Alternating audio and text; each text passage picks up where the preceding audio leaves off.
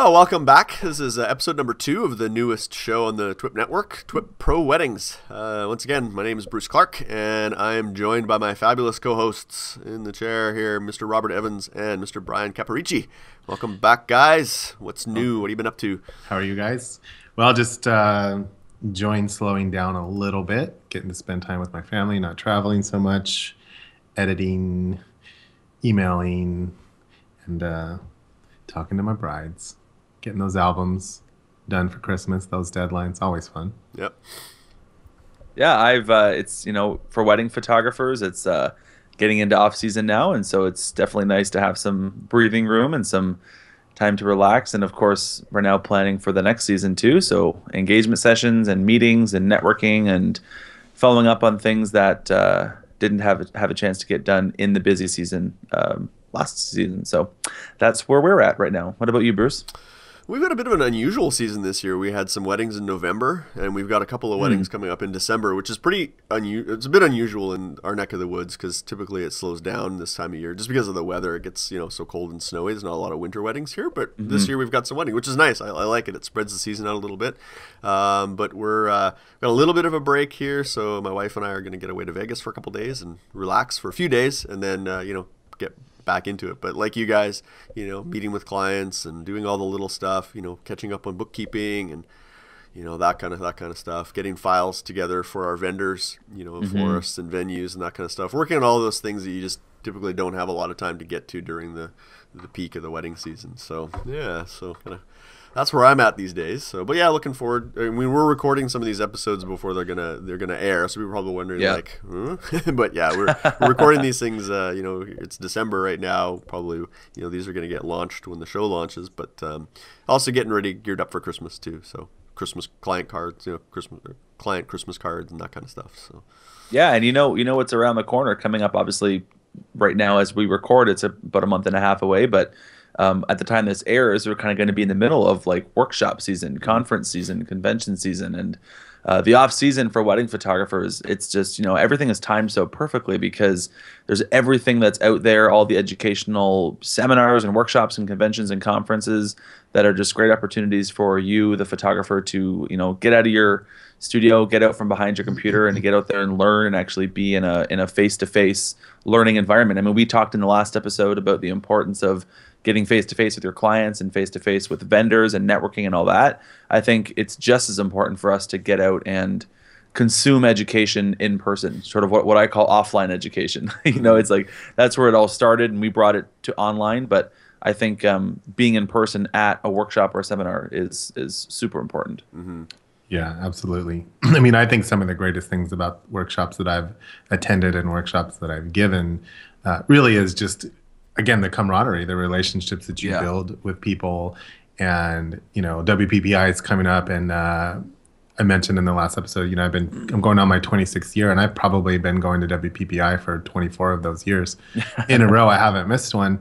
And I have so many friends now, and the people that I see, and I always look forward to it. So even beyond the learning and the education, I think that's probably the bigger reason that photographers go, is to be social and see each other. And so that's very indicative of, what the heart wants. Yeah, for sure. And that's a good segue. We're going to have Jason Group, who is the director of WPPI, on an upcoming episode, and we're going to talk about conferences and how you can get the most out of conferences. I'm actually going to go to WPPI for my first time this year. So what? Yes, I'm a virgin. I'm gonna pop the cherry, I guess, and go to WPPI this year. And little WPPI haze. What's gonna happen to me there? I'm afraid. You're gonna find out once we get there. We'll let you know. Yikes! A whole new meaning to exposure. I hope not. No. Well, there's that. Just keep me away from the Malibu rum, and I'll be okay. So yeah. So this week, guys, we want to sort of introduce. We didn't do this on our first show because we were kind of just getting to know each other a little bit and introducing ourselves. But we want to have a couple of regular segments on the show. And one of the segments that we thought would be good to have on the show is what we're going to call our picks of the week. This is essentially where we're going to pick an item, maybe talk about an item that we think would be a benefit for other wedding photographers to check out. And it could be anything. It could be gear. It could be a podcast. It could be a business thing. Whatever you think would be, assistance to a wedding photographer. And as much as possible, we'll try to tie that pick into whatever the week's particular topic happens to be. So this week we're going to start. We're going to get into what our topic is going to be. But before we do, let's kind of jump into our picks of the week. So, Robert, I'm going to start with you. What would be your pick of the week? Well, because it will pertain to today's topic in one aspect or another, I'm going to talk about my wedding album company. I am a firm believer that every bride needs a wedding album. And for those of you that shoot and just hand your files over, not that it's wrong, but I think you're just, you're not servicing your client correctly. Of course, I've been shooting for a long time, and I grew up in a world where everybody got wedding albums, and today that's more, but it is like one tangible thing that they can have. They're never going to do it. I mean, those of you that do wedding albums, you know how hard it is just to get your brides to do them in the first place. So I truly believe that. So the company that I use is Couture Books. And you can find them online at couturebook.com. It's really Couture Book. I said Couture Books, but it's COUTUREBOOK.com. I like that company because it fits my particular style. I think you will sell things more based on if you like it. It's a nice quality book, but the one thing I say about them is the album tends to be, I say, like, looks like you bought it in a museum bookstore. It's a very high-end book for not that much. Yes, there are much cheaper solutions out there. I would say a typical book that I put out, ends up costing me anywhere from, $400 to $700, and they do everything. So you design, but you send them so they print and bind, and it's printed on an offset print. They have recycled paper, book paper, but it literally looks like you bought it at a high-end bookstore. So that really fits my taste and my personality. That's what I show my own portfolio in when I show people my book, and that's what they get. And we can do a whole show on albums and album designs, but I do it in two ways. I either let my clients choose, or I do it for them. I do a pre-design and they make that choice. But it's a great solution for me. And so couturebook.com is my pick of the week. Awesome. I know there's a lot of there's tons of album companies out there. How did you settle on that album company in particular? And how well, going back, I've used the other company that I've used for years is Leather Craftsman. And they've been around 70 years or so. It's a family-run business. Again, I saw them at a trade show. One of the advantages of going to trade shows is you get to see a lot of different types of things and you can choose. But I just really gravitated towards, I was like, oh my gosh, this is the coolest thing that I've seen. And there are those solutions that, like Shutterfly and Apple and all those people that print books, but they're cheap. I mean, they're good solutions, but they're cheap and they're crap, in my opinion, for a vacation book or something. But for a wedding album, for something that's representing your style and your brand, I think Couture Book represents my brand best. I have a high-end clientele. People touch that, feel that, see that. I recently just completed an order with a client of mine where I sold them 40 albums. What? Yeah, and everybody was happy when that check came in. But and it wasn't actually, it was a destination wedding that I did, and I don't need to go into it too much, in Europe. But I basically, the client did a lot for his guests, for their guests, as far as events around the wedding. And it was a probably $7 million wedding. But I just, from my own power of suggestion, said, we should create a book around your guests' memories, not necessarily a wedding album, but the stuff that you did for them. And so I designed it. I, on my own dime, designed it, printed one copy, delivered it to them personally in New York, actually when I was there speaking at Photo Plus. And it took me a year or so to get it to where they were happy with it, because I did a pre-design, but 40 bucks. Wow. Nice. So drinks are on Robert when we get to Vegas for WPP. Well, you get a free drink because it's your first time. Okay, all right. Yeah. Excellent, good pick. We'll put, again, all these picks, we'll put a link in our show notes. Brian, what's your pick? Cool. So it was actually funny because we didn't plan this necessarily, Robert, but yours actually goes really nicely into what my pick of the week is going to be this time, which is Fundy Album Builder, version 6. It's not something I've just discovered. I've been using their software for a long, long time, but for a couple of things. First of all, you got someone like Robert here who's pre-designing this album. That's a lot of time commitment if you're not good and quick and efficient at designing albums. And so what I love about Fundy Album Designer is that you can basically get in, do your design, and get out. And once you get proficient and comfortable and used to the software, which is really easy to learn, you can really get in and out within like half an hour for designing an album. And I think most photographers listening to this today, right now is the time to get in and start using and introducing these kinds of systems and softwares into your studio, because once you get into the busyness of the wedding season, you don't want to try and be learning new things or trying to be whatever. And the last thing that you want is you've got 10 albums that you have to design, and you're doing it with Adobe InDesign, which is another software that I use, which is a great software, but it can be very intimidating. It's just like Photoshop when you first open it up, right? There's so many things in there. You don't know what to use. You don't know how to use it. So Fundy Album Builder is a great solution to allow you to get in. It's not template based, but it allows you to get in, design really beautiful albums, make small tweaks, changes. You can have a great collaboration with your clients, and then you can get out and get it all done really quickly. So that would be my pick of the week. You should also just mention quickly too about, I think I know the one thing that they have, and I use a similar service, about their how you approve it online too. Oh yeah, so they've got a proofing service built right in. Yeah, exactly. So that makes it really great to just do everything online. Your clients don't, my clients are all over the world, and I just do everything online now. Yep. Yeah. So if you want to find any of that, that's at fundysoftware.com. They've got some incredible products. They've got that. They've got Image Brander for getting things ready for Facebook and social media and blogging and that kind of stuff. They've got this great app, and it's not to go on forever about Fundy, but they've got this great app. It's actually free. It's called Image Finder. This thing is like a lifesaver. If you've ever been emailed a list of image numbers that, let's say a client is saying that these are the 100 images that I want in my album, and they email you a list of image numbers, I'm sure any photographer that's ever had this knows how time consuming it is to go and then individually find those. So Image Finder allows you to copy and paste that list into Image Finder and then click, go, and it'll go and find all those images for you, and then you can copy them into another folder. So it's like a huge time saver, and that piece of software itself is free. So, the team over there at Fundy, they do amazing things in the software space and in making what we do as photographers easier and less monotonous and time consuming. So I definitely can't recommend them enough. Work smarter, not harder. Yep. Love it. Yeah, we've been using Fundy for probably the last, I'm going to say almost year and a half now, ever since they kind of put out I guess even before they put out their most recent, probably version 5, I think we started using it. Yeah. And I really love it. Prior to that, we were using another solution, and now I can't even remember the name of what we were using. I'd have to go back and look. But I love that Fundy solution. It's great for creating really nice albums, but also working really efficiently too, right? So yep. It's great. Love it. Bruce, what about you? Excellent pick. So my pick is actually a piece of software, and it kind of ties in a little bit with our topic as well today. Probably a lot of you use it, and it's Evernote.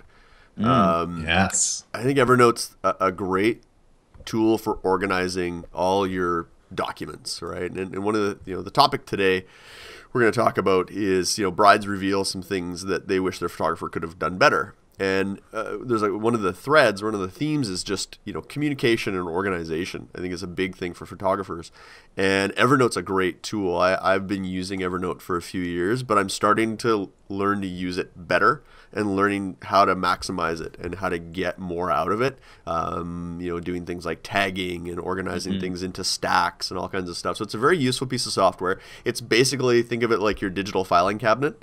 You can put everything and anything in there, PDFs, you can create notes, you can create to-do lists, all kinds of stuff.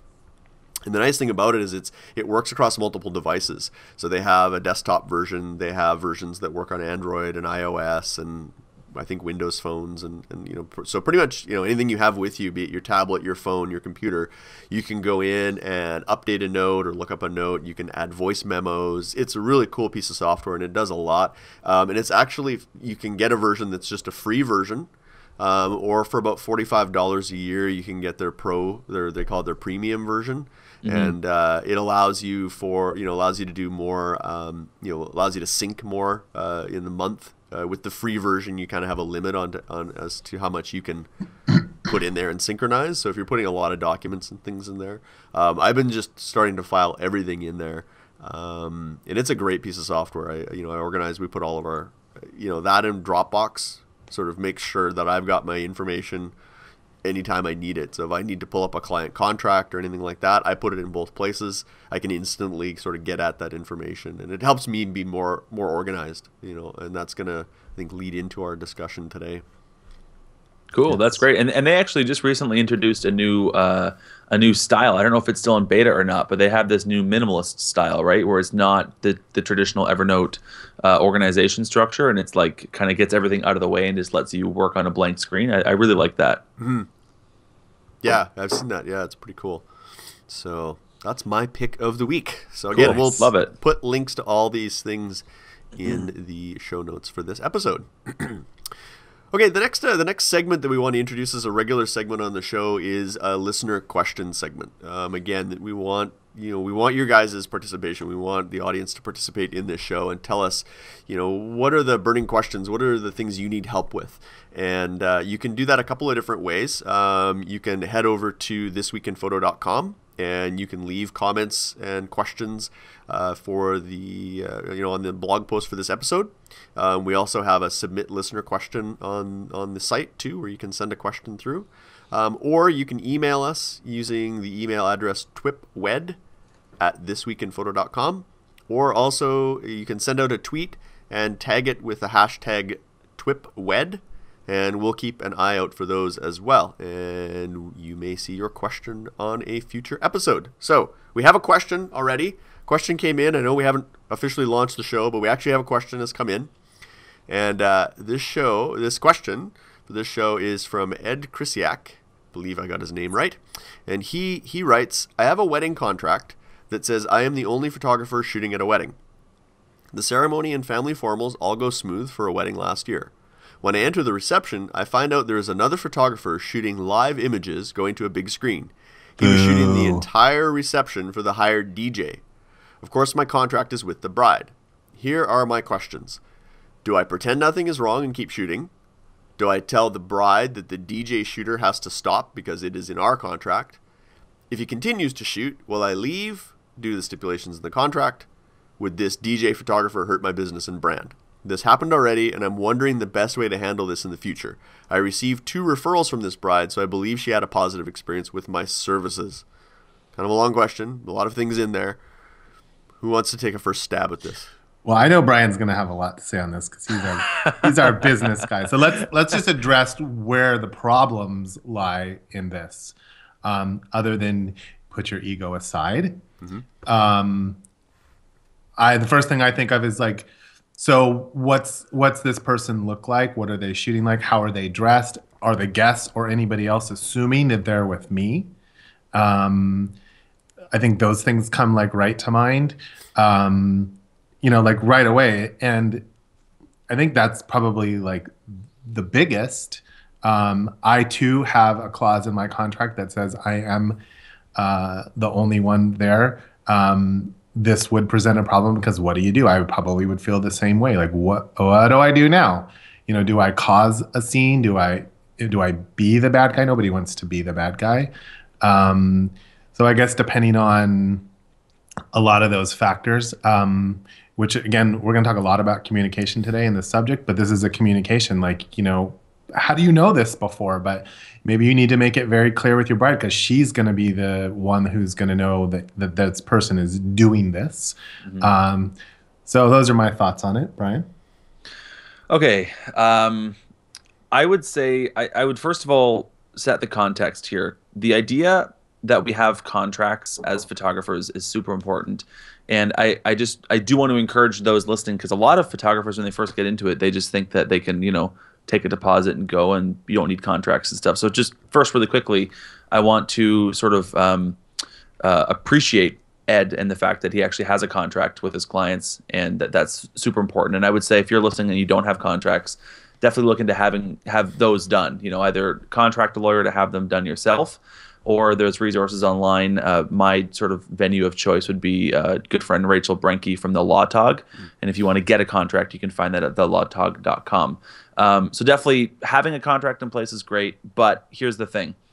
The contract is not there for us to be able to pull it out at a wedding and wave it in the bride's face and say, look at me, I have an exclusivity clause, tell him to get out or I'm getting out. Because here's the thing. Wedding photography is personal, and we know the importance of referrals. We know that's how we get business, and we're really only judged not only on our images, but also on the experience that we give our clients. And so I would say that anything that involves us going to a bride and, for lack of a better word, whining to her about something, regardless of whether it has legal standing or not, is not going to help our reputation, is not going to help the customer experience. And so I like how Ed finished the question where he said that the bride had a positive experience and that she sent him referrals. So obviously he handled it well. And in the future, I would say handle it similarly in the way that we want to make sure that we're sensitive to the experience we're giving our clients.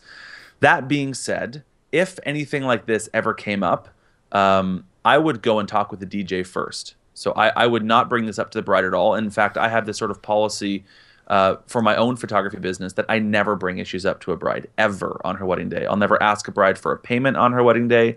I'll never bring any kind of issues up to her. I'll do everything I can to solve it myself or bring it to the other support people that are brought in for the wedding day to help the bride on her wedding day. Never give the bride any kind of reason to have a negative experience. So I would go to the DJ and say, hey, listen, maybe you don't know, but the bride actually, I do have an exclusivity contract with the bride saying that I'm supposed to be the only photographer shooting the event. Maybe he didn't know about that. Maybe he'll be decent enough and, say, okay, no problem. Sorry, I didn't want to step on your toes. Let me pull that out. But here's the other thing. What if you go to the DJ and say this, and the DJ says, well, that's great, but the bride paid an extra $5,000 in my package to have this photographer here doing this shooting thing. And all of a sudden, that photographer for that DJ company has to pull out because you complained about it. Now, all of a sudden, the bride has spent $5,000 and you've now wasted that money.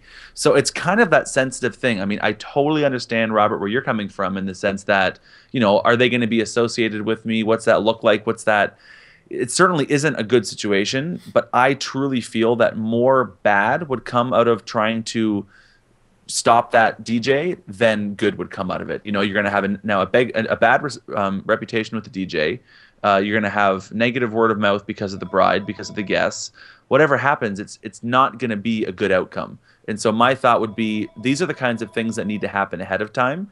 These are the kinds of conversations that you need to have with the bride well ahead of time. When they're saying, like, there's no reason that shouldn't have come up in conversation ahead of time if you were having the right conversations with your bride. And so if it would have happened ahead of time, I would say, oh, that's really interesting. I would actually prefer if you didn't have that. And let me tell you why, because they're going to get in my way because of lighting, because of this, because of whatever. But you could have done that education up front. And I think that would have been the time to squish this kind of conflict as opposed to doing it in the moment. So that would sort of be where my suggestion would lie. Yeah, no, absolutely. You have to come, you have to, again, we're going to talk a lot about education today, educating your client. Well, and here's something. So that was kind of a unique situation. What about photo booth? Yeah, that's a really good point. Same exact thing. Really good point. And here's my question is like what you said there, they're paying the DJ, whatever, to do that. Well, why didn't you just ask me? You want a photo booth? I can do a photo booth, or I could sub out a photo booth. Here's another thing that's very common is the planner, the florist, someone else there taking detail photos of the wedding. Mm-hmm. And I'm like, well, if that was really important, and I get why they do it. They do it, you know why? Because photographers don't give them the pictures that they want. So learn that lesson. But why didn't you ask me? If you're paying someone to be there, sometimes they are, sometimes they aren't. They're doing it as, favor. But ask me. I'd make sure that I have an extra person there to get details because I want to be the one that, services the planner, the florist. I want to be the star. I want to shine. I want referrals. Yeah, I had that. It wasn't my wedding. I was second shooting with another photographer, and we were shooting. It was the first ever wedding that they were having at this brand new hotel that had opened up in the city. They'd never had a wedding there before. This was the first one, and they had gone all out. This bride and groom had gone all out on the decor. The room was stunning, and we showed up to shoot details. and there's two other photographers in the room shooting. I've had that. And we're like, what, you know, so the person I was working for was sort of like, what's going on? Well, it had turned out that the hotel had actually hired these other photographers to come in and shoot the details. Well, she was already planning on providing the hotel with photos, because obviously that would be a great way to get future referrals, right, from the venue. It's one of the first things that people book is a venue. So she really wanted to make sure that, you know, the photos that the hotel was gonna use were her photos. So, you know, it was kind of this discussion that nobody else knew about it. The planner didn't know about it. This was something that the hotel had arranged without talking to anybody else. So all of a sudden, here was these other two photographers, you know, hired by the hotel to shoot the decor of this room. You know, the interesting thing about this, I think, Robert, I forget if you said it on air or off air, but we were talking earlier about the idea of how a lot of these kinds of things, I mean, it's so easy to go and quickly blame somebody else for something like this. Like we could say, oh, like that DJ, or oh, that hotel or whatever. Right. But you know what? Like let's stop for a second and let's look at, like, how can we blame ourselves for what just happened? You know, I mean, why are these venues? Why are the decorators? Why are the hotels? Why are they bringing out photographers to take the pictures ahead of time instead of just asking us as the wedding shooter? I would bet it's because us as photographers have trained these venues and vendors and decorators that we don't really follow through on the promises that we set for them. And so that we're the ones to blame for that, guys. Like there's nobody else to blame. And so I think if instead, what if you did it this way? This is something that I've done my entire 9 years as a wedding photographer. I get the list of who the vendors are ahead of time, and I actually personally reach out and say, hey, we're working together this weekend on such and such wedding. I'm going to be there photographing. I will take some photos of your florals or your decor or whatever it is, and I'm totally happy to share them with you after the wedding so you don't have to worry about it. I've never had someone then from their company show up to shoot it because I'm always setting the expectation that I'll be there, I'll do it, I'm educating them. But the biggest part is that I actually follow through and actually do it. Right. And so now they know that they can trust me and they can actually believe me when I say that. And if you wanted to go as far as mentioning that you do have an exclusivity in your contract, you know, but you're happy to supply them with images for free, you will get them to them in a timely manner. Yeah. I mean, again, this is going to be an ongoing theme throughout the wedding show. But again, bringing the industry to a point where everyone knows these things, and you're going to get more referrals that way, bringing it up. Because like you said, you have to take blame, or you have to take responsibility. You have to take responsibility for what happens at the wedding. And I take full responsibility in most cases. Again, we're going to talk more about this, but of all those things, timing of my brides and all those things. And if something does go wrong, I look at it each week. I reevaluate what could I have done better to make sure that this does not happen to me again. Yeah. And actually, just to quickly circle then back to kind of wrap up Ed's specific question, I would ask Ed this question. If that DJ wasn't there doing that and doing the live streaming to the TV, is that something that you'd want to be doing anyways? And I would probably say that he probably is not interested in doing that because it's too much work. I mean, this DJ brought another single person just to man the ability of taking pictures and streaming them to a TV. If we're worried about documenting the moments and capturing the reception and doing stuff for the wedding album, we can't be worried with tinkering around with that kind of stuff. And so if we would have been so harsh as to say, no, the DJ can't do that, and the DJ says, okay, well, that's fine. You want exclusivity? Go ahead and do it yourself. That's probably not a position that many of us would want to be in. So that's something else to consider as well, more for that question. But I think as a good wrap-up, the idea is that the contract is there, yes, to protect us, but I don't think that we need to use that as a loaded gun against our clients, because I think that what's most important is a positive experience with the client. And so this kind of thing, sure, we could maybe do some things to prevent it, but if it happens, you kind of got to roll with the punches in light of good customer service. Yeah. Yep, absolutely. 100% agree. Awesome. Okay, so again, if you've got questions for us, send them on in, TWiPwed@thisweekinphoto.com, or send a tweet, use hashtag TWiPwed, or you can even comment on the blog post for this episode. All right, so let's get into today's discussion. So this was an article. I think we all had seen it, but Robert kind of brought this to our attention. There was a recent post on a website, and to be honest, I'd never heard of this site before. I don't think I hadn't either. I think I got an email initially, just like a junk mail, basically. Yeah. So this is not an endorsement for this site or anything, but it's a post on this site called BrideBox Pro, which appears to be sort of I guess it's geared a bit towards photographers, but also to clients because it looks like they can order and do prints, and they have like online galleries and stuff like that. Yeah, So and albums and things like that. yeah, so take what this article says with a bit of a grain of salt, I guess. But there was a recent post on their site, and it shared comments. They had interviewed supposedly 50 brides, and these brides shared their thoughts on what they thought their wedding photographer could have done better. Now, a lot of photographers read this article and were kind of quick to react to the article, sort of pointing out that sort of based on the quotes, and Robert's gonna read some of the quotes. It kind of sounded like many of the brides they talked to had kind of hired either inexperienced photographers who were probably hired because they were the cheapest. Others responded and said, well, price and experience shouldn't matter. That all photographers could learn something from what these brides sort of had to say. So, it doesn't really matter what side of the fence you fall on. We kind of wanted to take a look at what were some of the common themes that ran through these comments, and then share our thoughts on what can wedding photographers take away from this article and use to improve their business. Right. So, Robert, I'm going to throw it over to you first. What was your first kind of reaction to this article? And maybe share some of the quotes from this article that kind of jumped out at you. Yeah, I'll go through and read through some of the quotes. I think initially, like I said, I thought the content on the site was good, like some of the articles. And again, if we approach this from a non-blame, and sort of everyone sit there and ask the question, how can I learn from this? What can I do to improve my business? Again, that's what we're after. Mm-hmm. So I'm going to read both sides of the aisle, if you will. Again, the article is entitled 50 Brides Reveal What Their Photographers Could Have Done. This blog post was put up on November 4th. And I'm just going to read some of the stuff that I highlighted in the 50 editing our photos before we got them. So again, addressing just giving them every single file without doing any work to them. I wish my photographer wouldn't have used filters on almost all my images.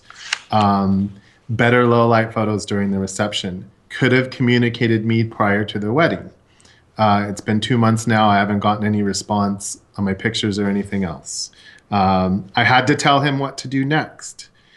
Wish they would have gone over details with me before the wedding or a checklist. Communicate.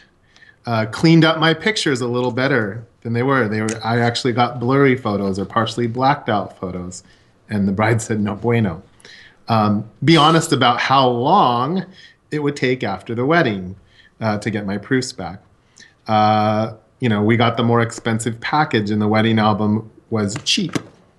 I was disappointed in the materials and the cheap picture quality.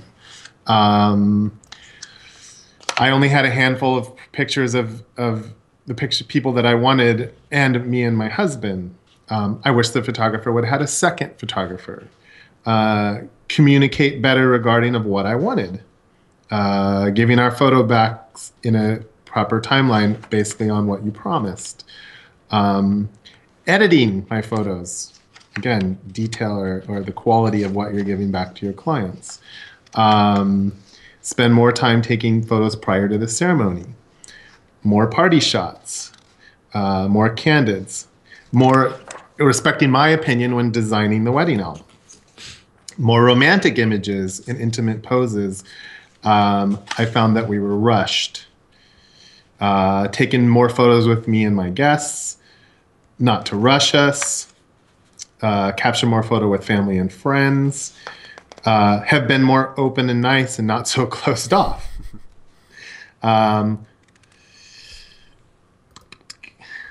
This person says, I have pictures, but it would have been great to have a real photographer. Well, what did they hire? Taking more pictures of us during the reception with our guests. Us talking to our guests, interacting with our guests. Taking all my family pictures. Listen to what I wanted. More whimsical pictures. I love this one. Not flirt with my husband. Whoa. I don't do that, Yeah. by the way. Cheap album. Unprepared, fumbling around with cameras and settings. Completely ignored my cell phone calls and emails. It's been 3 months. I still don't have my proofs on a typical 4 to 6 week turnaround. Been more prepared. So that's the one article. And again, I just read highlights. You want to read that all 50 points, go to the website, which are in the show notes, and read that. Yeah, we'll put a link into it. Yeah, so you see the common things there, our communication.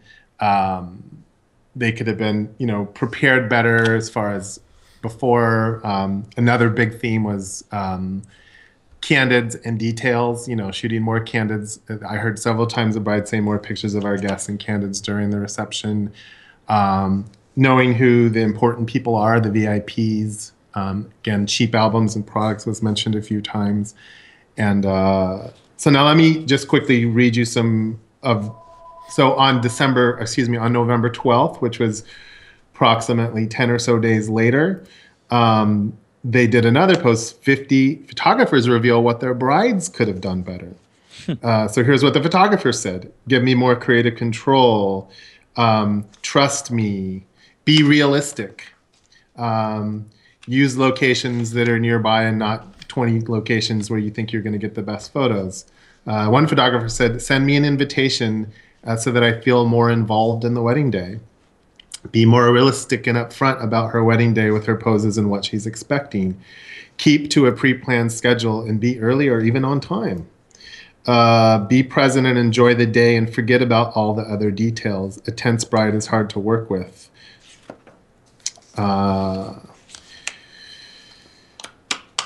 Let's see. So, talking about being late again, hair and makeup, making the bride run late. Don't just give me 15 minutes to shoot all your family pictures. Wish list before the wedding on what you'd want me to shoot. I wish she could have been ready on time. Hire a real professional photographer. Again, that's from a photographer. Yeah. Relax and trust your professionals around you. Someone here talking about the real work begins after the wedding as far as the amount of production that we do. So that's probably expectations. List must-have images. Dedicate time on the wedding day to capturing those images. Commute clearly on the timeline to everyone involved. Be realistic. Be realistic about what you look like. Keep everything on schedule. Be realistic about what. Well, they go on in that one about saying, like, if you're not a model, don't expect to look like a model. Blah blah blah. Keep on schedule. Not to worry about getting the reception so quickly. Know what types of shots you want.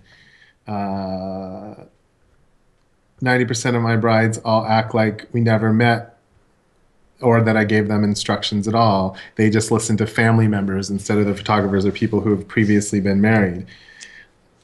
Traveling around for portraits again, realistic expectations, enjoy the moment and stop sweating the small stuff. Don't worry about your gown getting dirty. Be respectful of those working your wedding, from the photographer to the limo driver. I wish I didn't have to deal with drunken groomsmen. Run on time. Stop having Pinterest expectations. That's actually mentioned a few times in here. People talking about, you can't expect they go on to say you can't expect your wedding to look like a castle when it's in a ballroom at the Radisson. That could be a future show topic, the Pinterest bride, I think. Yeah. Yeah. Be on time. Create a timeline. Better time management. Trust me and my timelines and my suggestions. So that's enough. I don't want to go on. We've got enough to go on there.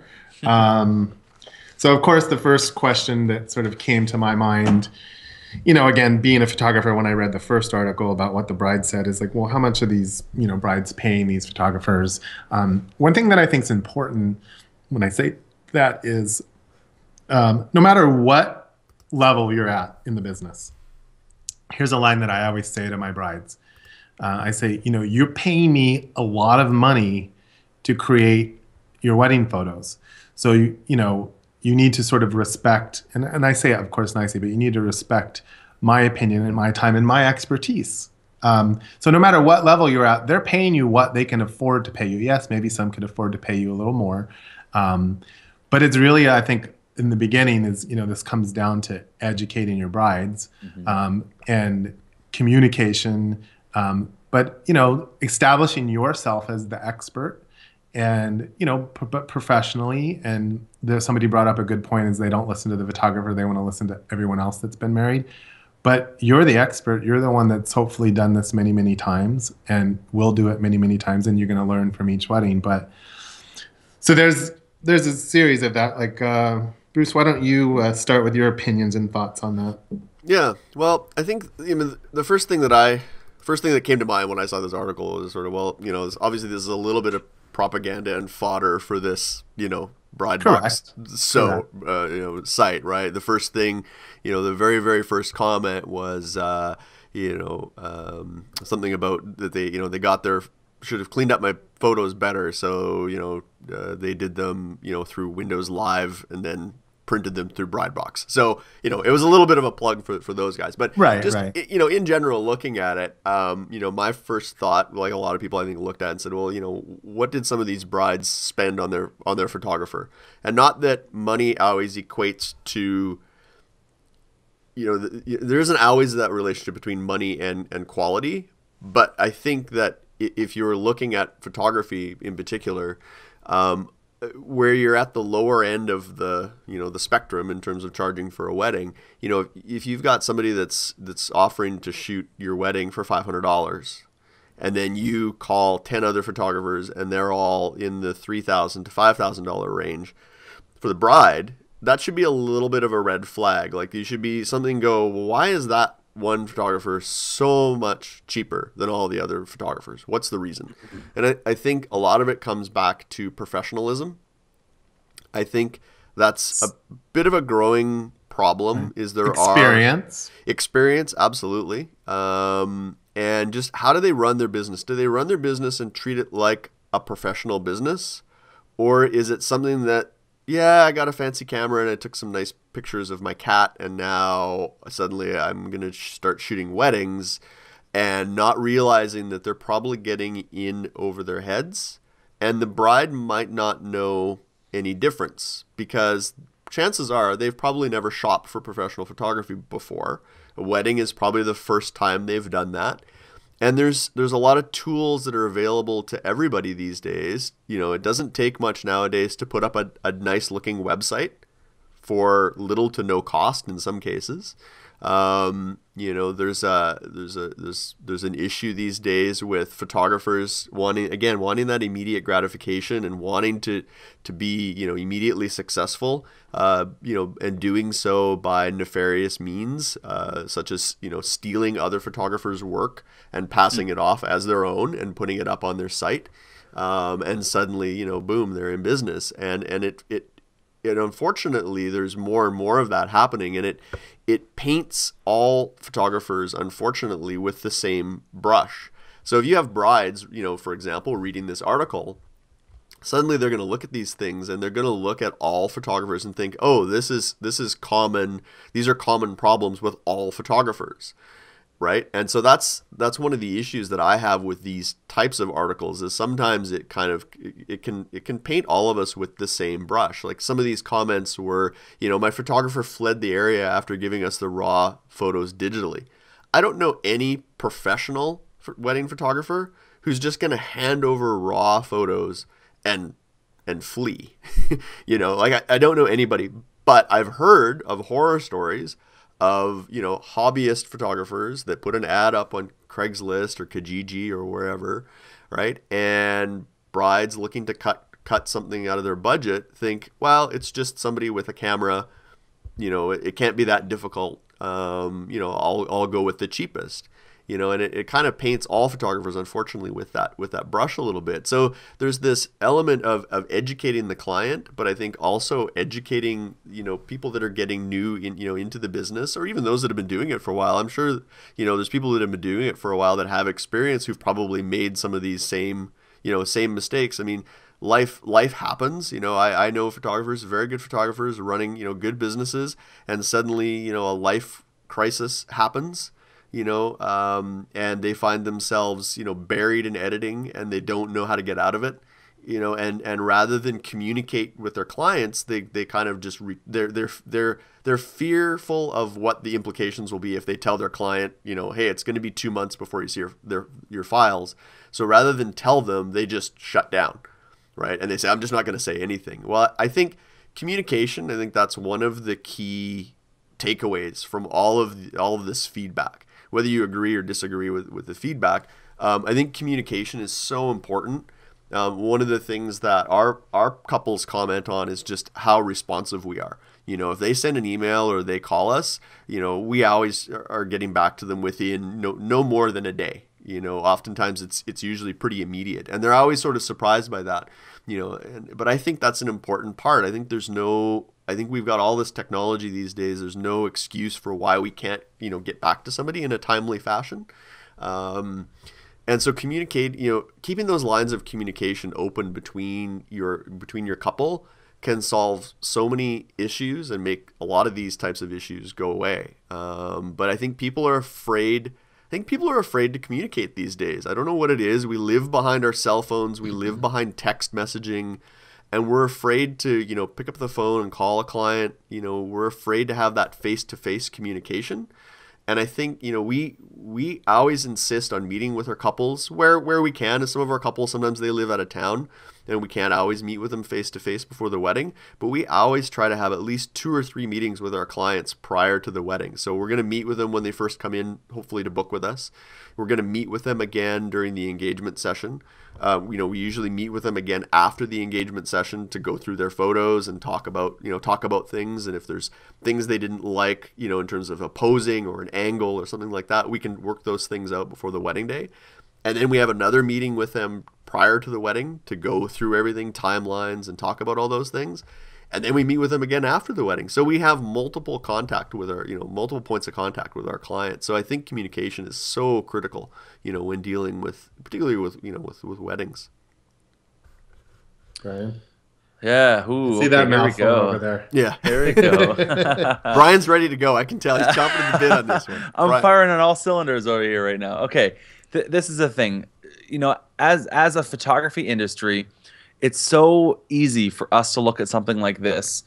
And listen, admittedly, I did it too. I look at this and I'm like, the pitchforks go up and it's like, wow, what kind of what kind of photographers did they hire, or what kind of money did they spend? And these expectations are completely out of whack. And it's so easy for us to kind of write it off as like, oh, that's just silly. It's, self-promotional by the website that posted it, or, we don't know the context of where these brides came from and all that. And sure, it's easy for us to write it off and dismiss it and move on and go from there and just kind of, call it another silly list that the media tries to push out there for viral purposes. But here's the thing. There's substance behind all this. And there's something that I think we can learn from all this. And these brides didn't make these things up. These things actually happened. And I think that's a really, really unfortunate situation for the brides, but also for us as an industry, because if we approach it with this idea of saying, oh, it's nonsense, and we kind of, make excuses for it, we're not really learning from what I think we can be learning from something like this. And so here's where I come from it. Maybe a bit of a different perspective, maybe not. It sounds very similar to what you guys are saying. We're to blame for all this as an industry. This is our fault. It's the exact same thing that we talked about earlier with the contract thing. This is our fault. All of these things are our fault. Absolutely. We cannot blame our bride and say, well, come on, like, how can you expect me to do blah, blah, blah, blah, blah, blah, go on. It's like, well, it's because either we didn't communicate that properly, we didn't set those expectations properly, we didn't educate the client properly, we didn't show them what our albums look like properly so they knew what they were going to be getting at the end of the day. This is all our fault, and these are all things that we as photographers can be fixing and can be doing properly to avoid these kinds of situations. So I think this is actually an amazing article for every photographer to go and look at and read and take and learn from. Because if you're not, and this is the thing, listen, I've talked to so many photographers that, like Bruce, I love what you're saying about how you actually have these meetings, these conversations with brides. Listen, let me tell you, 99% of the photographers that are listening right now probably don't do that. And so when you come up with this kind of situation where the bride's like, oh, well, there's not enough candid photos. It's like, well, did you see candid photos in the photographer's portfolio? Oh, you didn't meet with a photographer to look at their portfolio? Well, that's the photographer's fault. Again, guys, the bride is doing this probably, 9 times out of 10 for the first time. And, us as photographers, like, we are the experts. We are the professionals. We need to be consultants on these kinds of things. We can't just be a button pushers, because if you're just a button pusher, you're never going to get yourself out of the $500 shoot and burn model and space in the industry. And so if we can position ourselves to really properly and effectively communicate all these kinds of things to the bride, that's on us. That's on our shoulders. That's our responsibility to do that. We can't just assume that the bride knows what our process is like. We can't just assume that the bride knows that we're not going to do table shots, or that the bride knows that we're going to have X quality of albums. Those are all on us. So I think the lesson that we need to take away from this is to be more intentional with setting those expectations for our brides. Be more purposeful in our communications, and take the role of a consultant and not just of the person that shows up on a wedding day and pushes a button.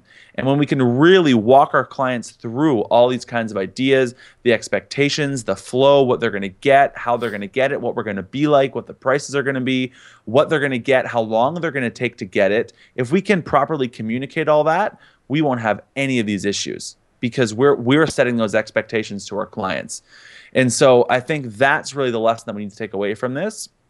And we need to take off our hat of blaming the brides and saying, well, this is because they didn't hire the right photographer, or because their budget was off, because of this, because of that.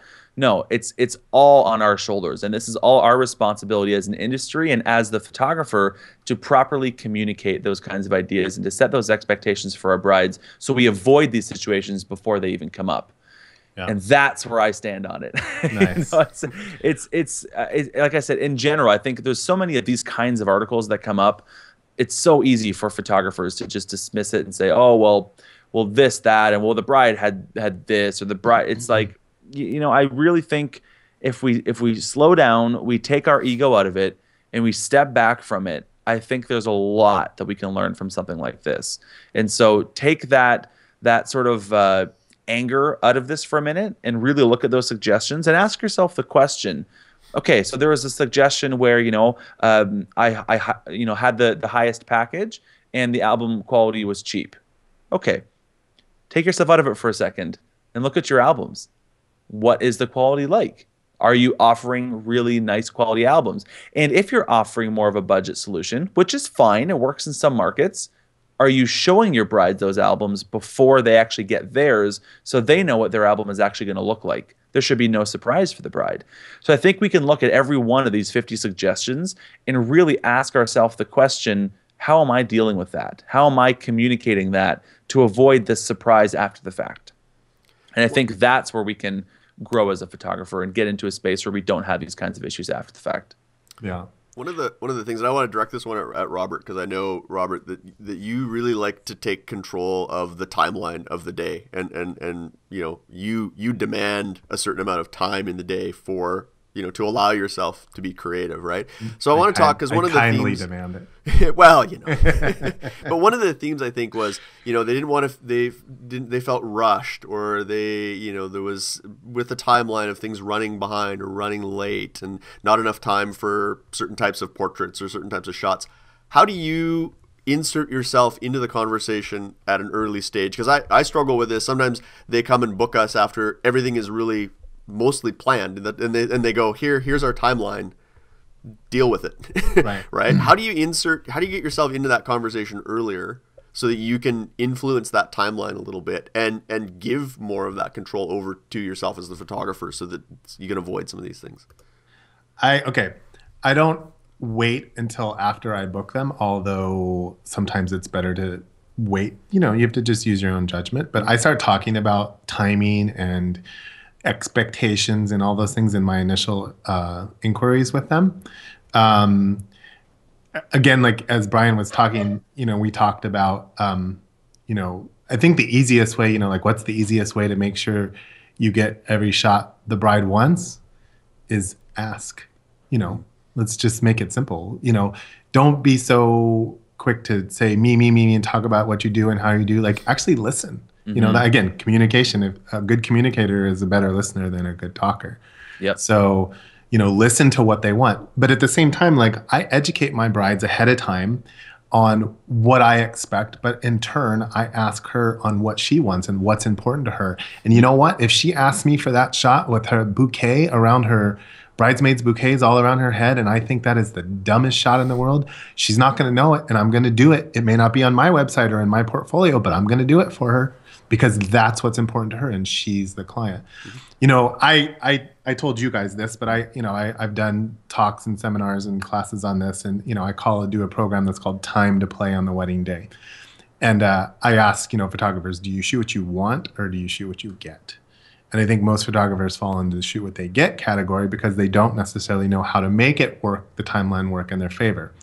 I run on about a 3-hour timeline prior to ceremony, which is really for, let's say you have a 6 o'clock ceremony. I want to do first look at 3 and I show up at 2 for getting ready. I shoot an hour of getting ready because like you said, Bruce, I enjoy being in the room with the girls. I enjoy getting to know them and establishing that, if that's your first, contact with bridesmaids and things like that and guests. And so I shoot that very quickly. The first hour I do a first look. And for a whole hour, I shoot the bride and groom. And then the second hour is dedicated to immediate family and bridal party. And the third hour is dedicated to any extended family or special friends that they want. So I talk to them about that. Of course, that means getting your couples to see each other before. I can turn about 90% of my couples who don't want to see each other, but it's more and more common these days that people are willing to do that. But again, you can't just tell a bride like, hey, you need to see each other before because your pictures will be better. You have to make it make sense to her. So I go through many different scenarios and showing her, why it's better to get the photographs done. You've got to ask all those questions. Like one of the things that brought up is like, sometimes brides want to go to like 50 locations. That's unrealistic. Or, you just have to talk to them and become the expert, and say, well, this is my suggestion. This is what I suggest that we do. I've shot over 1,000 weddings and this is how I've seen it work best. I'll do what you want, but if you want, and if it's not realistic, you heard that term come up, then you have to tell her like, well, okay, I've always wanted to make t-shirts for photographers that says I'm a photographer, not a miracle worker. With an expletive maybe in there at times, but because they have to understand, the flow of the day. And I thought it was a good point. Somebody said, oh, well, they listen to their friends that have been married before. Okay, so you have one friend or 2 friends that have been married once before. Again, how many weddings have we done? If you're new at wedding photography, even I was thinking when you were talking about those that shoot and burn. Now, I don't necessarily disagree with that, but I know people have to start somewhere. And you heard a couple people talk about just editing your photos. If you're going to shoot a wedding for a couple and you're going to just hand them over all the images, well, from the beginning, like have some self-respect and edit your photos and only give them the best of the best. If you shoot 3,000 images, they don't need to see all 3,000 images. Go through and edit and pick the best 1,000. Or it doesn't have to be a specific number, but don't give them the blanks or the bad expressions or the out of focus pictures or the, all those things. Put your best foot forward always. That's just, from that. So even if it's a $500 job, treat it like it's a $5,000 job. Right. It's all in your attitude. And that comes back to what Brian was saying is like, we as a whole need to not have a blame attitude, but take responsibility attitude. Yeah. And I'll tell you something that I do, and I've done this for years. I honestly even have like a list of goals of what I want to come out of my wedding day. And it sounds, so if you're spiritual or religious, you could put that and pray about it, whatever that you do. I have it like printed out and sitting where I can see it. And, simple things from, like that I have beautiful light and that I have eyes in the back of my head and that all the guests and family and friends make it to and from the wedding without accidents. Because if you want that wedding today to be a success, there's a lot of things that have to happen. And there's several things on, I'll probably have 30 of them. And I read through them, typically before. But the one attitude overall, if you want to sum it up, is that I say to myself each weekend or each time I go shoot a wedding, this is going to be the best wedding that I've ever photographed. And if you have that attitude each time, you learn from the last one. We're going to make mistakes. Mistakes are great to learn from. They're not great if you keep making them. So I go out each time. If something happens, like I run on that 3-hour schedule and for some reason my bride's an hour late, I look at that and okay, what could I have done to prevent that. But I would say 98% of my time, my brides run no later than 10 to 20 minutes, just for natural things. But I educate them on a few things. I'll give you 2 points that really, really work well. Hair and makeup. You heard somebody mention it in the thing. I always tell my brides, I don't care who or how great your hair and makeup people are, you lie to them and tell them that you need to be ready 1 hour before you really do. So if I'm going to do first look at 3 o'clock, I was like, you tell your hair and makeup person you need to be ready at 2 o'clock. That's when I'm going to show up. Even if I show up and your hair and makeup's done, great. Sit around, drink some champagne with your girls, have conversation. They're going to have to touch up. We're going to get getting ready shots. And then you can have time to get dressed. The other one usually is a timing issue with family. Everyone always says your family runs late. Well, the mistake that photographers make is that even if they talk about a timeline or when they're going to do the photos, and this is typically that applies more to the extended family because the immediate family bridal party, they're going to be there part of the day, is they don't tell them the photo schedule until the night before at the rehearsal dinner. By the way, Aunt Sally, pictures tomorrow at 5 o'clock in front of a chuppah. Well, that's the first time they've heard about that. And you have to remember, these people are in town. You might be at a location where they want to lay by the pool or whatever. So you just kind of threw a wrench in their entire day. Now they have to be ready even an hour before they thought. They might have hair and makeup appointments, etc. So I always suggest to my brides, 2 weeks before the wedding, 3 weeks, whatever you want, whether you want to make a phone call, write a note, send an email, and say, hey, Aunt Sally, I love you. You are so important to me. Pictures are we're going to do everything ahead of time. They're going to be at 5 o'clock. Will you guys make sure that you get you and your family, because I really want to make sure that I have a photograph of you. Makes them feel special. Who's not going to try a little bit harder when you've made them feel special and important? And then, you do that to all those people that are involved. And then you use the rehearsal dinner as a reminder. Remember, tomorrow, pictures at 5 o'clock. Can't wait to see you there. Those 2 things right there will save you a ton of time. And if you get your brides to do that, the other thing that you can do, and I've done it, I'm not always great about it, is actually you don't have to create a shot list, but you can create a schedule. And on that schedule, you just say, immediate family bridal party at 2, extended family at 3. You don't have to put names, but you can create a little photo schedule that as a PDF and email it to the bride, and she can share that with her family, but put your pictures on it and put your contact on it and maybe where they can find the photos afterwards. And now to their whole immediate family and bridal party, you just sent out an advertisement subliminally. That's great. And they know where, and put your pretty pictures on it, whether it's wedding or say, oh, look, we do family portraits and maternity or whatever, and send that out to them as a way to pass on to their friends. Better yet, if you can get their emails, but you can pass it along to the bride. But those little tips, I can talk about this for hours, but those little tips really make a huge difference. But I think to sum it up, it just really comes down to educating the bride on what you think is best, what works best. Allow yourself the time that you want. I do 3 hours. A lot of that time is built in also for things to run a little behind. But I tell you, I have time to play and be creative. And yes, I have a list of the things that my brides want, but I always have time to shoot for myself. And that is so important. If you're only shooting for your couples, it's going to stop being fun. But when you get to shoot for yourself, when you get to fulfill and light that own creative fire, that's why we all do this, is for the creativity. And people get burnt out because that goes away. So make sure that you have time to fulfill your own photographic creative needs. And I promise you, you will love photography more. Some great tips, some really good advice. I know one of the things that I'm working on this off season, one of my off season projects, is putting together a bit of a magazine.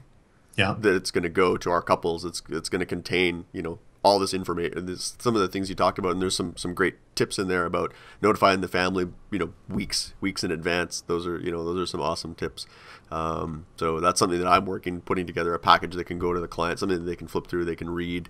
Again, it's anytime we can educate, no matter whether we're educating our clients, educating other photographers, it's going to help raise the bar across the board, right? It's going to help raise the bar for everybody, right? And again, avoid so that we'll have a future where we don't have these kinds of lists. Maybe it'll all be 50 amazing things that my photographer did for me on my wedding day, right? And again, we could do a whole show on this, but here's something else. Think about, everyone works a little bit differently. But think about the things like all the stuff that I educate and I teach my brides. It's everything that's happened to me in my 26 years of shooting weddings. So think about those things in your weddings that have made the bride late. What are those things? And now tell her ahead of time. You know what? I've seen this a couple times. It's not a big one, but the moms had the dress. So here I have a bride, hair and makeup ready to go. No wedding dress because the mom had to control the dress and bring it, but she's getting her hair and makeup done and she's not liking her hair. Transportation, traffic, like things that have made you, think about those things in your own weddings and things that have made brides late, and then tell them, so allow extra time. If there's a lot of driving around from location to location, where you're going to need to add an extra half an hour, do some research. Like you have that wedding. Oh my gosh, the New York Marathon's here today. Well, that's going to get in the way of driving around, and so you kind of have to like do a little bit of that research. Again, take the responsibility for getting them there and allowing yourself the time to play. Yeah, absolutely. Brian, have you got any last tips? I think this was a great discussion. I totally endorse everything that Robert's saying. I agree wholeheartedly with all of that. I would also add the point that, a lot of the comments that we saw in that list are things like, oh, my photographer didn't get a table shot, or the photographer didn't get candid shots of my friends like I wanted, or things like that. And I would echo the sentiment that we're given 2 ears and 1 mouth on purpose. We're supposed to listen twice as much as we talk. And why didn't the photographers get those things that the bride wanted? Well, perhaps it's because they didn't ask. And so I really think that that's an exercise, at the very least, every wedding photographer listening to this right now can take away from this is, when you plan the next wedding, like when you're on the phone with the bride the week before her wedding, talking about things, or the 2 weeks or whatever it is that you do your pre-wedding, powwow with the bride, ask them, hey, is there anything specific? I mean, other than the creative things that you've already seen that I do, other than the family portraits, which I'm going to get a shot list for, is there anything else that's happening on that day that is really important for you that you want to make sure that I capture? Do you have a grandma that's coming in from out of town? Do you have your high school friends that are all getting together? Do you have whatever kind of event? Is there like a bagpipe player that's there that you want to make sure you get a shot with? Like anything, what are the things that you want to make sure that I get a shot of that would make you really, really thrilled with your wedding photography? Because if you don't ask that question, they might assume that you just know those things, and you're going to assume that they don't care about those things. And well, when you assume, you make an ass of you and me. And so that's sort of that's a bad place to be. So right. I think at the very least we can ask. And one other quick tip that you made me think of while you were saying that, Brian. Yeah. So you have all this amazing communication with the bride and groom on what they want, but who's paying you? If it's the bride's parents or the groom's parents, it's always good, especially if you've never met mom and she's never been, because think about brides and moms, like bride wants one thing, mom wants another thing. We've all heard that one. Right. So maybe it behooves you to go up to the mom that day and say, I really appreciate you having me here and letting you photograph the wedding.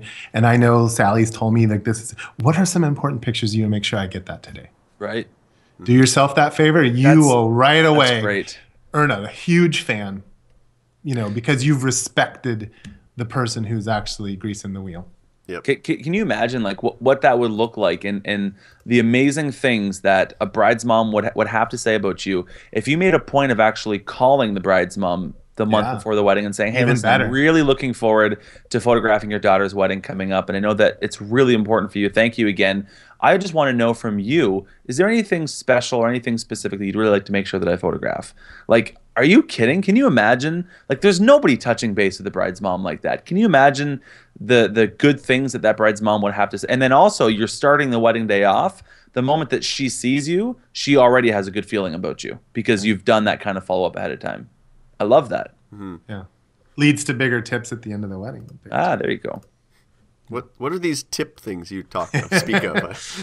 Well, a lot of times, as an owner, you don't always get tipped, but a lot of times I've had clients tip my second shooters and not me. Yeah. Yeah. One of the things we do is we go to the rehearsal if we can, if we're available. Yeah. We don't go to shoot it. We just go to make an appearance because a lot of times that's the first time we're meeting the rest of the wedding party and the family. And we find when we meet them, even if it's just for half an hour, it's not that much time out of our schedule. We can go, we meet the officiant, iron anything's out with him beforehand, him or her beforehand, but also meet everybody. And then when we walk into the room the next day, everybody's like, oh, hey, Bruce, hey, Sarah. It's, Right. they know Absolutely. us already. There's that familiarity. And that, I do that on destination because I'm there, and a lot of times you are shooting the rehearsal dinner, but I'll find out when the rehearsal is and I show up to it. I shoot candids. I don't say a word. I just all of a sudden I'm there and they see me and I'm like shooting candids, and just like you said, you're introducing yourself to the bridal party and things like that. And you actually learn things, at rehearsal that you can use for the next day, even personality wise, and maybe how someone's walking in, or there's a lot of it's harder to do, or like you said, Bruce, I don't necessarily do it when I do local weddings because it's like a whole nother day to go out and show up. And a lot of times when I work locally, I don't necessarily shoot rehearsals. Sometimes I do, but always on destination I do. Yeah. Yeah. So excellent, guys. Some Great. fantastic advice. And I think, sure. I think we did a good job of breaking down this article. Again, if you're interested in kind of reading these articles, we'll put links to both of the articles in the show notes. Maybe Robert, if you want to share your list, your pre-wedding checklist, your goals list, I think people might be curious in seeing something like that. Okay, yeah, I'm happy to put them up there. Yeah, we'll have all that in the episode as well. But on those lines, you can look at mine, but create your own. Yeah. I have stuff on there that's, that I get good weather and beautiful light, and that I have eyes in the back of my head, and just all sorts of, but I put it out there in the universe. I put it out there on like what I want, that my brides run on time, and that I mentioned that the guests arrive to and from the wedding safely, and, no equipment failure or card failure, all things that, I want that. You have to think about everything that will make your wedding successful from prior to the wedding till after the wedding. Please don't let the groom be drunk when he shows up. Awesome. All right. Well, I think that brings us. I think we've come full circle on that, and I think we've done a pretty good job talking about that. So that brings us to the end of our second episode. How about that, guys? 2 episodes. Yeah, 2. Woohoo! So once again, thanks to our sponsors for their support. And remember to send in your questions for the show and share us your thoughts by commenting on the blog post for this episode. So, Brian, where can people find you? Oh, well, my corner of the internet is over at www.sproutingphotographer.com. That's my educational website. That's where you can find all kinds of pricing calculators and in-depth how-to articles about the business of being a photographer, as well as we have our Business of Photography podcast over there as well. And I'm on all the social media channels at BCAP Photo, BCAP Photo, 2 P's. Excellent. Robert, where can we find you? Well, if you want to go look at my work and my website, try to brand everything cohesively, it's robertevans.com. Twitter is at robertevans. Instagram is at robertevans. And only because I couldn't get it, Google Plus is plus Robert Evans 101. Excellent. And you'll find me over at momentsindigital.com or on the Twitters and the Instagrams and everything else as Bruce Clark with an E. Again, we'll put links to all of those in the show notes. So if you're curious and checking us out or giving us a follow or just saying hi, we'd love to hear from you. And so coming up in a future episode, we're going to have Jason Group on the show on a future episode. Looking forward to having him on and talking a little bit about conferences and getting the most out of conferences. So that's coming up in a future episode. So we're looking forward to that.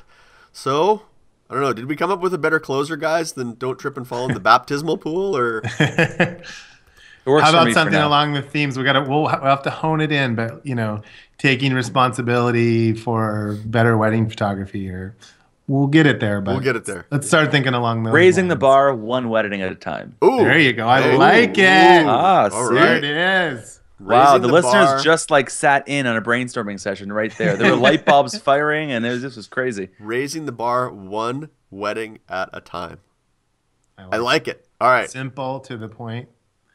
And with that, let's try it. Like do the sign off, Bruce. Let's hear it. Okay, so here we go. Sign off. Take 2. Take 2. So until next time, we're here raising the bar one wedding at a time. Oh, you could do better than that. Oh, come on. Raising the bar one wedding at a time. How's that? It wasn't how you said it. It was. This is my delivery. Helping you. Helping you. Brian, why didn't you came up with it? You close it off. Thank you for listening to This Week in Photo Pro Weddings. Until next time, helping you raise the bar one wedding at a time. Yeah. Nice. Keep it. Print. Print. Cut. Print.